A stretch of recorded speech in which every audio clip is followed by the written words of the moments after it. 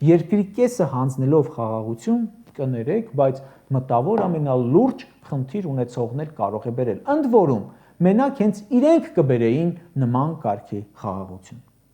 Գերմանիայի կանցլերն ասում է, Գերմանիայում այլևս խաղաղ չէ։ Գերմանացիներից հավաքի արի Հայաստան։ Այստեղ մի այլ կարգի խաղաղություն է, սաղ Եվրամիությունը կերազի։ Այնքան խաղաղ է Հայաստանը, որ հեսա 300,000 ադրբեջանցի փախչելու է իրենց երկրից, գա Հայաստանում ապրելու։ Բայց Նիկոլին նաև հարց է տալիս ժողովուրդը. այդ խաղաղությունը ո՞նց է բերել։ Ալիևի ագրեսիվ ելույթներն ու Նիկոլի վախվորած հարցերը Մակամբյոնից խաղաղություն են։ Ասում է խաղաղությունը երեխա է, որը հիվանդանում է։ Քո խաղաղությունը ինվալիդ խաղաղություն է, իծնե, չբուժվող հաշմանդամ։ Ամեն օր ասում է հանրությունը, եթե խաղաղություն է, ինչու ես օրը 24 անգամ ասում, բայց թողեք մենք մեր մաշկի վրա զգանք դա։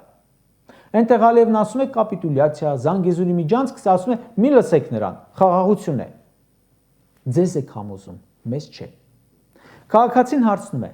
600 էջ խոստում եք տվել, որից ընդամենը 1 էջն է եղել խաղաղության մասին, մի էջը եղել է ասֆալտի մասին, մյուս 598 էջը անգամ մոդել չեք կատարել։